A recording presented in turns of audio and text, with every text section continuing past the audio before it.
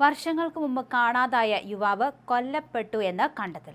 മൃതദേഹം വെട്ടിനുറുക്കി പുഴയിലേക്ക് വലിച്ചെറിഞ്ഞത് സ്വന്തം പിതാവും സുഹൃത്തുക്കളുമായിരുന്നു. തമിഴ്നാട്ടിലാണ് സംഭവമുണ്ടായത്. അതേസമയം ഇവരെ ഇപ്പോൾ പോലീസ് അറസ്റ്റ് ചെയ്തിട്ടുണ്ട്. തേനി MG നഗർ സ്വദേശി ശ്രീകാന്താണ് കൊല്ലപ്പെട്ടത്. സംഭവത്തിൽ പിതാവ് ബാലമുരുകൻ, സുഹൃത്തുക്കളായ അലക്സ്, കറുപ്പസ്വാമി എന്നിവരാണ് അറസ്റ്റിലായത്. 2023 സെപ്റ്റംബറിലായിരുന്നു സംഭവം. ബാലമുരുകനും ഭാര്യ രാജലക്ഷ്മിയുമായി അഭിപ്രായ വ്യത്യാസങ്ങൾ ഉണ്ടായിരുന്നു. തർക്കങ്ങൾ പതിവായിരുന്നു. അങ്ങനെ ഈ ബാലമുരുകൻ മറ്റൊരു വിവാഹം കഴിച്ചു. എന്നാൽ മകനിത് ഇഷ്ടപ്പെട്ടില്ല. ശ്രീകാന്ത് ഇതിനെ എതിർത്തു. അങ്ങനെ ഇവർ തമ്മിൽ തർക്കമായി. പിന്നാലെ മകനെ പിതാവും സുഹൃത്തുക്കളും അതിക്രൂരമായി കൊലപ്പെടുത്തുകയായിരുന്നു.